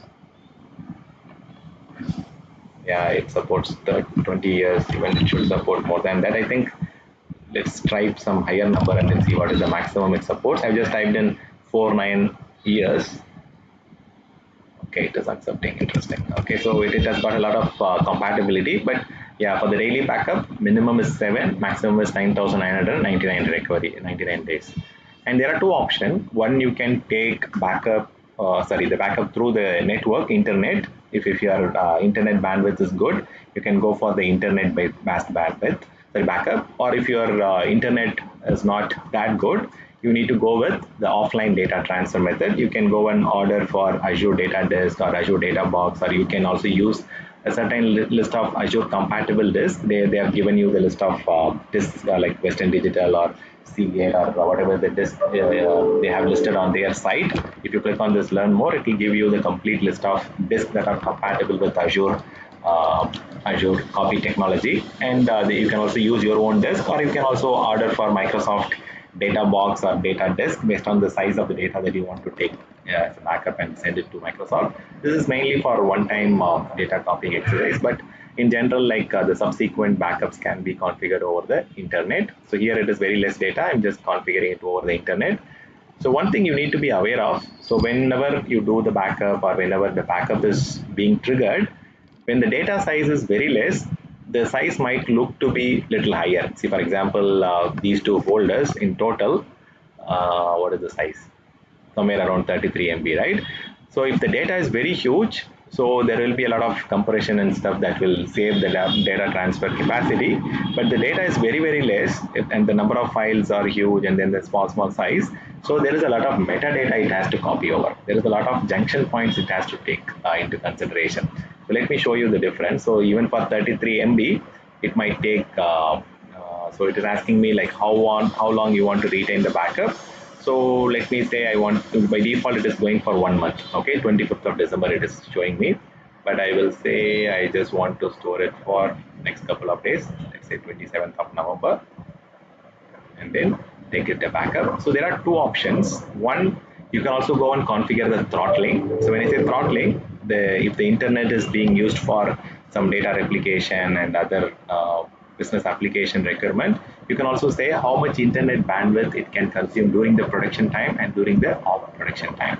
So if I want to use like 512 kbps during the production hours, you can mention what is the working time there. Maybe if some location it might be 6 a.m. to 6 p.m.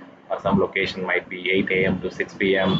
So based on that, you can just mention what is the working hours and then what is the non-working hours for that particular location, and then you can configure how much bandwidth it can consume during the working days. Or even if Saturday or Sunday is working in Middle East like Saudi, you can also configure Sunday is working and Friday is always, something like that. So you can go and configure the throttling for how much bandwidth the backup can consume. If the content has to go through a proxy system, you can also configure the proxy. And if you want to, by default, the encryption is enabled. You have already enabled the encryption. So close, then trigger it a backup. So now if you look at the data getting transferred to the cloud, it will be more than 33 MB. So there is a lot of metadata, properties and junction points. If the data is less, it will copy extra information, like it will show us like maybe 50 MB or something like that getting copied over. But if the data is in terabytes, of course it will get compressed and you will see a lot of benefits over there. So it's generating the backup. We'll see how much data is getting transferred. See, starting itself it went to 38 MB. So which means like there is additional permissions, metadata, junction points that it has to take care of. So that's the reason it is little higher than the actual capacity that we have saw that we've seen in that folders. It is just 5 MB extra, that should be fine, right? So the backup is happening. It has completed. So you can go and check that the backup is here. If you go to that particular backup infrastructure or backup item, you should see that folder now. Yeah, I could see that there is one more Microsoft Azure Recovery Agent. If I click on that, I should see that second server, scan Windows VM1, and you can also view the details. When was the last successful backup? And when it will take a couple of minutes to update, so just give it a time. So it should say that last completed backup is successful. We have just, if you want to take a initiate it, you can also initiate it. So it is clearly saying that some data from the C drive is backed over. Okay, I can also go to here and then check it. There's the backup infrastructure. You will also see the same thing here under the backup agent. You will see which servers, which folders. So web double VM double C is saying C drive is what is getting backed up. So suppose if I want to restore it, it is pretty straightforward. I can also quickly show you that. Let me delete some data here. So I will delete a couple of files. Then I will also delete a couple of files from here. Okay. Okay, now I can just go and restore from the cloud. So here click on recover data. So the interesting thing is you can restore it on the same server, or you can also restore it on another server on the network. And if I do it on the same server, it is not going to allow us to overwrite the data. Okay, so what it will do is it will actually mount the restored content in as a separate drive, and from that separate drive, the business team or the application owner, whoever has asked for the data, they have to copy it to the actual location. See, that is how generally backup team works, right? They will create a folder called restored with particular date, particular timestamp. They will recover the content into a folder, and from there they will, the application team or the actual business team can copy the data, whichever files they needed, because the administration team generally they don't take that risk. If they restore something on the original location, there might be some data loss and sorry, the files get corrupted or overwritten and all those things. So if the entire server is down and if you are restoring it completely, of course, yeah, you can just directly go and restore it on the same original location. That is the exceptional case. But if you want to restore some selective files or some new files are needed for the business team, you can keep it in a separate folder, and from there they can copy whatever files they need. So here you can restore the entire volume or individual files and folders or system state. Here I'm just going to do the individual files. So let's say I can just select which volume we are talking about, the C drive, and then it will show me like which are the point in time backups that we have taken. So there was one backup that happened at 12:53, that is the newest and the oldest that we have. And if I say click mount, it will go and create a drive on my local server. Right here I can start seeing a drive will get mounted using the Mars tool. Okay, it will take a couple of minutes, and once the data is copied over from the Azure backup, the Azure cloud, locally it will show the content which you have taken as a backup. And whatever the content that you are trying to, okay.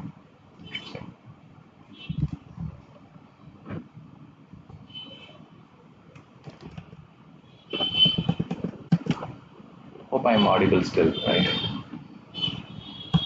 Some network disruption. Okay. So can one of you confirm is my audio intact and is my screen sharing still fine for you?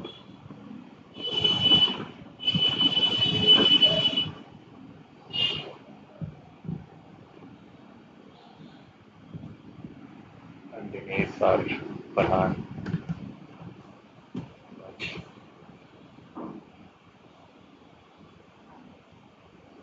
Okay, so it says okay. I think, yeah, good. Good, right? Okay, fine, fine. Okay. So you can see that cloud backup content are here, and you can see the entire files that are there taken in the backup is completely here.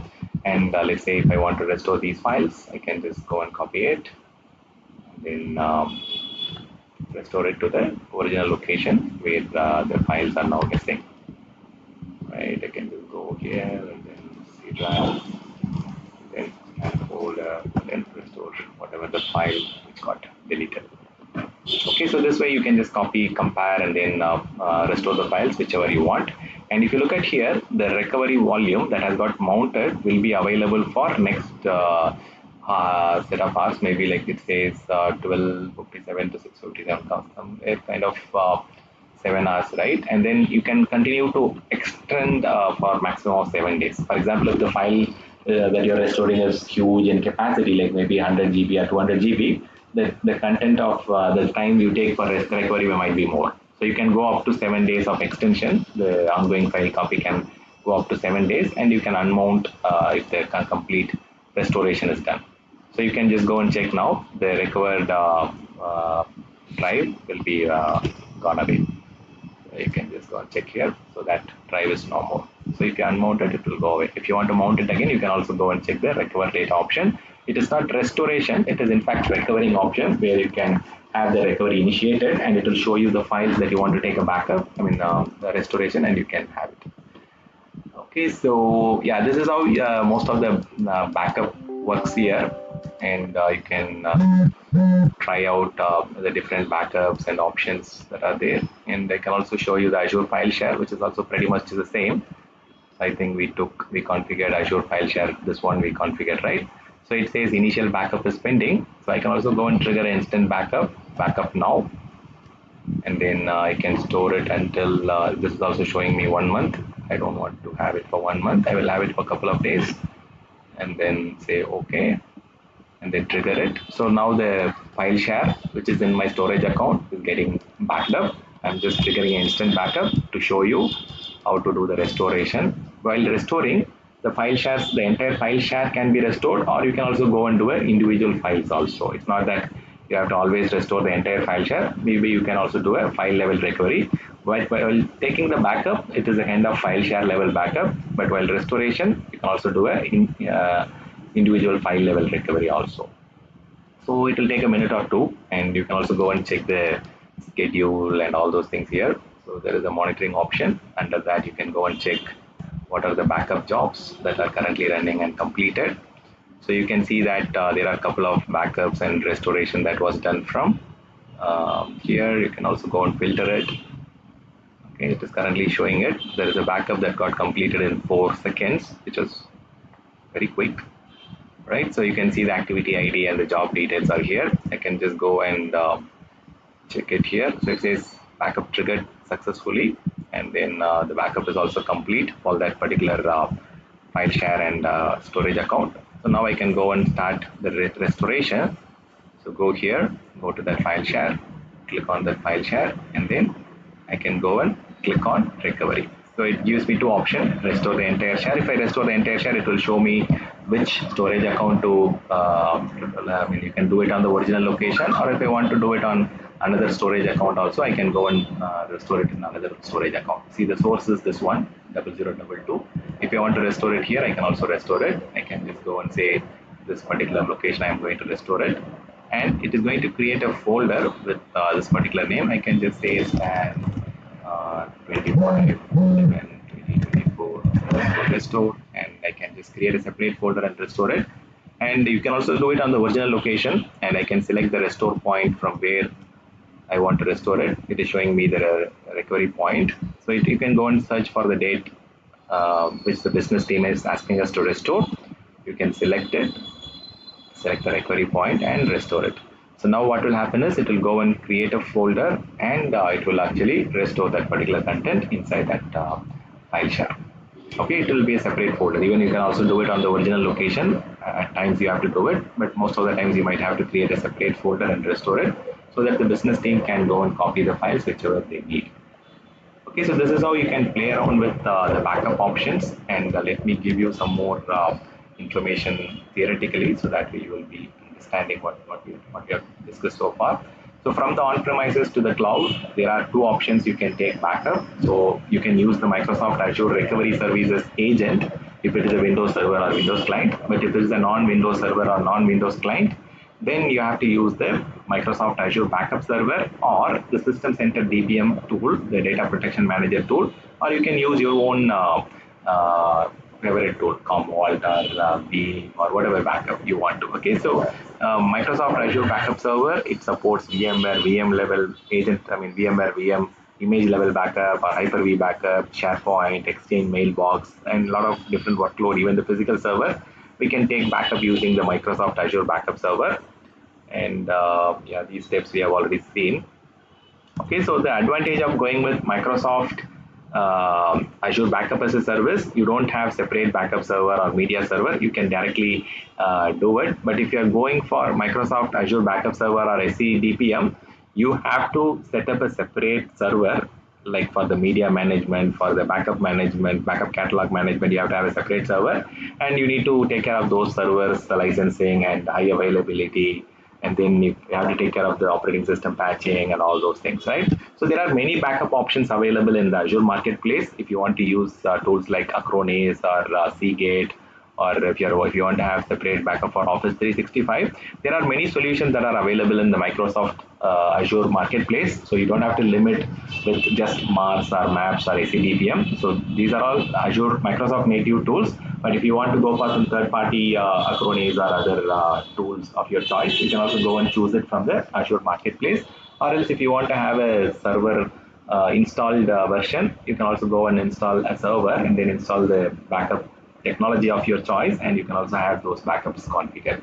So here there are native options which are available. You can also configure virtual machine level backup as an image level, and you can also restore it as a VM image. So there are software like Recycle Bin that is available. I can also quickly show you how to take the VM level backup, and then that way there is that option also is getting covered here. You can go and configure Azure Virtual Machine, just say backup. It will list down what are the different VMs that are available here. And there are two options here. Okay, so enhanced policy and then the standard policy. So standard policy is going to give you only 5 days of operational tier retention. So this is instant retrieval option, instant restore option. So, and again, with standard option, you can only take once a day backup option. This is the traditional way of taking backup, right? In historically, whenever we are taking backup, we used to configure one time backup every day, and maybe like after the production hours 8 p.m. or 10 p.m. we start the backup and do it. So that is the standard concept we are using here. But again, you have 5 days of operational tier restoration. So you don't have to wait for the tape restoration or retrieval time and all those things. You can immediately restore for the 5 days before, the last 5 days backup. And similarly, here you can have up to 30 days of operational tier retention, and this is instant retrieval. But whatever the content you want to have it in your vault tier, you can have as many number of days. Let's say like I want to have a instant restore for 30 days, and then I want to have the vault tier for so many number of days. You can also go and configure it. So here I can go and configure those policies. That is saying Azure VM backup policy. This is where you can configure the schedule. So you have option to configure hourly, daily, weekly, but on the standard policy, you have only once a day backup. So here with enhanced policy, you have multiple days of frequency of backup that you can do on the daily basis or weekly basis or hourly basis. See, even if I go for the daily basis, it is giving me a specific time, and then it is giving me the option to go and store the instant recovery. So instant recovery is different, wall tier is different. So here, if you want to store it on a wall tier, you can also go and store it in a wall tier or archive tier, and that is applicable for a longer number of durations. So here there is one more option that you will find is an interesting option. So if you want to run it for every 4 hours or every 6 hours or every 8 hours, based on the RTO requirement, you can go and configure it. And then you can also store it for a particular number of days in the instant restore. And you can also keep it in the vault tier also, if in case you want to keep it in a low cost backup option. So this is something which you need to be aware of. There are two different tiers available. Earlier, maybe 3-4 years back, Azure VM backup had a limitation that it can be backed up only once in a day. But now they have changed a lot. They have given you a lot of options where they are also giving you application consistency and file consistency backup option. So if you want to just take care of the file level content, you can also go for file system consistent. But if you want to restore exactly what was the situation at that particular backup time, you can also go for an application consistent backup. It will also take the application consistent backup if in case you want it with the enhanced options. So there are multiple tiers nowadays that are available. Earlier it was only one-time backup. Now you have Harley backup and more frequencies, and also you have excellent option called operational tier and wall tier and archive tier, where you can store the content based on your retention requirement. Okay, so the next thing, snapshot based protection. Soft delete is recycle bin. You can instantly, yeah, go ahead. One question. In the Yeah, yeah. standard tier, do we have the? I think here supports the VM with Ultra Disk and trusted launch. Okay, so all the in standard level and enhanced level, do we have Mhm. encryption available in the backup or? Yeah, so encryption is available as a default option. That is on the next screen you will see. So let's show you that. Yeah, encryption is available by default. So that is irrespective of this. So this is mainly on the source VM. So if you are configuring backup for your trusted launch VM, then only enhanced tier supports it. And the Ah, standard okay, VM, okay. this is on the source Yeah, side. but the Yeah, backup is already always encrypted, is it? yeah, right, that is right. That is correct. Okay, Yes. because if somebody copy that backup, then they Uh-huh. cannot restore it. Yeah. Yes, yes. So backups are encrypted, but the supportability of the source VM, if the VMs are Yeah. trusted launch VM, then you have to go for it. Yes. Yeah. Clear. So, yeah, these are all snapshot based. RS vault is the location where we are storing the backup. So there are some soft limit. So let's say like I have got a RS vault, and you cannot assume that you can have 10,000 VMs into that. So there is a limit, like so you can have only maximum of 1,000 VMs per vault. So that means you have to create multiple recovery services if your organization is having 3,000 or 4,000 VMs. But if it is only less number of VMs, you can also have in the same recovery services vault. But it is all good to kind of have separate vault for your separate environment or separate department or separate application. So that way it is more organized and more controlled by different teams. Maybe if you have separate teams for separate regional location, you can also go and create separate walls so that the access is restricted to the regional team or the team that is responsible for. So data protection, backup is one of the option, right? But backup cannot be the best option for all the application workloads, right? So backup can be useful for situations where you have the applications where you want to do a restoration, and if they have time for restoration and they can wait for 3 hours, 4 hours, then you can go for backup and restore option. But there might be some organizations where they will say, I don't want to wait for so long. I just want the content or the users to be redirected automatically using multi-site option or with warm standby option. They want us to kind of quickly fail over to a new location or a new region or a new, or I mean maybe from on-premises to cloud. For which Azure Site Recovery is a better option, where you can replicate Azure VMs from one region to another region, or you can replicate from on-premises to the cloud, or it can also replicate AWS instances to Azure. So you have multiple options to configure with Azure Site Recovery. You can do it for on-prem VMware environment, or if you have a Hyper-V environment, you can also configure site recovery. So Azure Site Recovery is a pretty much good tool for quick failover for critical or mission critical workloads. You can use Azure Site Recovery to continuously replicate the content at the storage level, at the VM level to the cloud, and you can also do a DR. You can have a DR environment. See, some people use this RS vault concept for one-time replication and one-time cutover also. So they generally use it as a migration tool also sometimes. But now there is a separate option for Azure Migrate. But sometimes some people might have been replicating the content and they might choose a particular point in time to quickly do a one-time cutover to the cloud as well. But yeah, the options are supported. You can do a continuous replication, or you can also do a one-time cutover also if in case you need it. So these are the different tools that are available, and the Microsoft Azure Recovery Services Agent is what we installed on one of the system, and there is no separate backup server here because it is backup as a service. We are just installing agent on the source VMs or the client or the server operating system, and you can have maximum of 3 backups per day. This is not application aware, so you cannot go and take Exchange mailbox or SharePoint folders or SQL database. This is only for files, folders, and system state. The destination is recovery services what, and again it only supports only Windows Server or Windows Client. It doesn't support Linux. And if you want to go for enterprise product, then System Center DPM or the Microsoft Azure Backup Services are the options.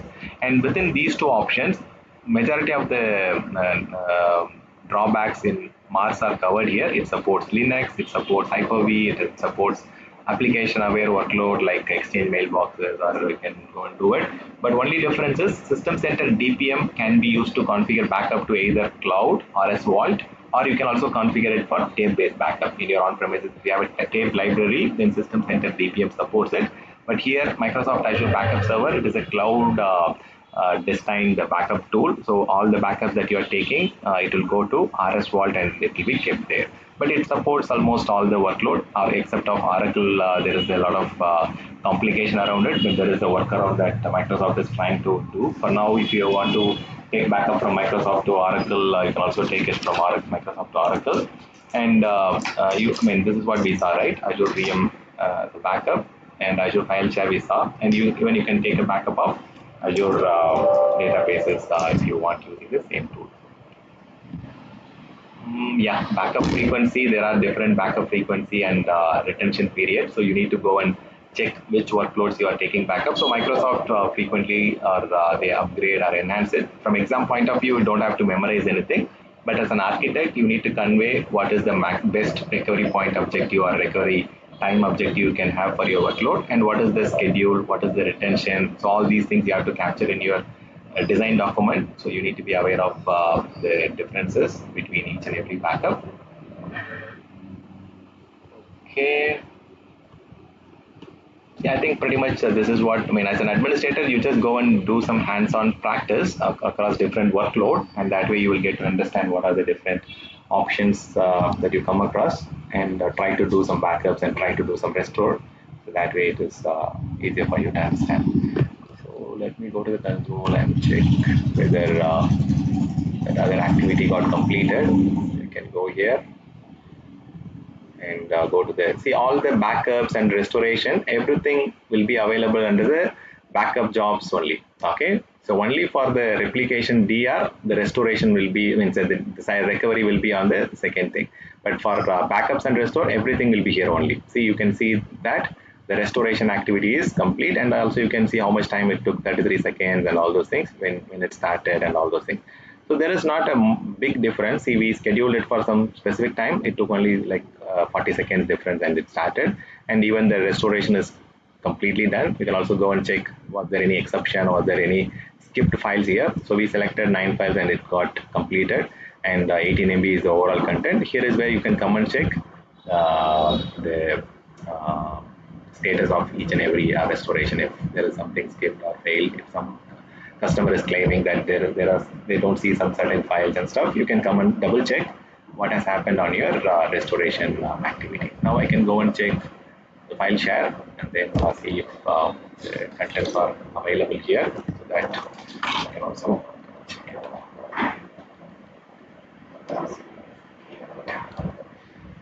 So file share. what we did is we went ahead and created a folder of this,